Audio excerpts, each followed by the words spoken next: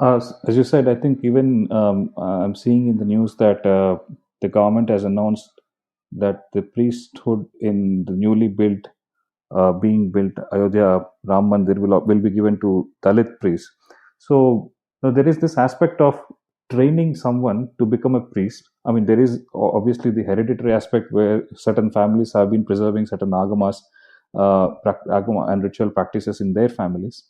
But how do you see the whole training part? I mean, let's say if government doesn't do it, and one of the uh, Hindu mathas or Hindu samsthas do the same thing by inducting people from all communities into the fold and train them in the agamas properly. Do you think will that be a reasonable middle ground between the atrocities that the government and the secular organizations are doing and what the current state is? Sir, Just thinking aloud. okay, sir. Okay, sir. You raised a very significant question. Many people who are with us in questioning the interference of government in temporary matters, even those people feel that things would be fine if some mutt or some pro-Hindu organization does the training and induction and onboarding of priests. Sir, I differ with them. I do not agree with this. The question is not who is doing it. The question is whether it is prohibited or accepted. And ahamas are very particular in certain things. They are very particular in suggesting and stating that only people belonging to such and such a lineage can are supposed to be priests. So it is a sort of a blessing, or it is a sort of a vara, a boon given to them. Speaking in terms of rebirth, maybe for their past actions or something like that. And that has been the ahamic injunction. And it doesn't matter whether the government does it or whether some Hindu mutt does it. Number one, sir. Number two, let us speak even in secular terms. See, sir, almost all the temples in India has been all the temples. Some they have been subjected to some attack at some period. There is no temple which is immune to attacks either by foreign forces or someone else. And in all these attacks, it was the temple priests who were first line of defense.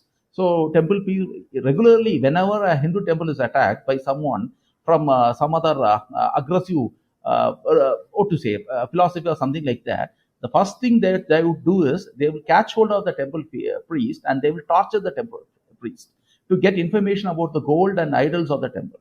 And most of the temple priests have faced a very untimely and gory death during all these aggressions. So the people we see are the descendants of such people, such priests who sacrifice their life to safeguard the murtis and temples and everything. You'd have heard about how the Dikshitas of Chidambaram took care of Nataraja for 65 years. They went away with Nataraja, and only because of that, the Nataraja idol is now there. And similarly, in Sri Lanka also, the Sampradaya Pravartakas and the temple priests, they ran away with the Ussava idol of Rangaraja and for some 75 or 80 years away from Sri Lanka when there was an aggression from rulers of some other religion. So this is how each and every time the temple priests have safeguarded the temple. Over generations, it was like that. And they have faced very troublesome times. They have faced famines. They have faced periods where none came to the temple. In spite of all these things, they had held to that.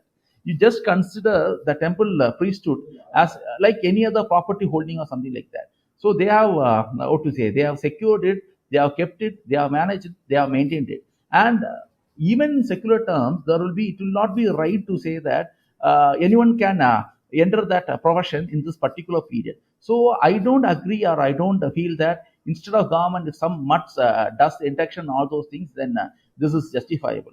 My question is very simple, sir. We talk of political correctness now. So there was an era when no such thing, no such political correctness was there.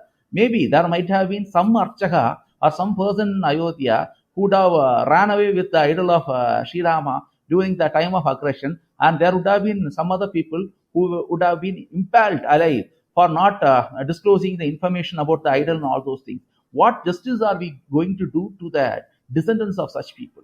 Because you see, until some 20 years back, we used to have special quota for the sons and grandsons of freedom fighters. In Tamil Nadu, we have special quota for the descendants, I mean, at least sons of, what to say, fighters in the language movement, anti-Hindi agitation, all those things. Even today, we have a special quota for the wards of ex-servicemen. So we do this as we acknowledge we acknowledge the sacrifice of their elders, and as a result, that's why we give a special quota for the sons and daughters of ex-servicemen. My question is, why not extend that in the case of archakas? Why is it very necessary to prove your political correctness in the appointment of archakas? Instead, you can think about the sacrifice of generations of archakas earlier, and as a result of that, you can give that privilege to the particular community. This is my point of view, sir.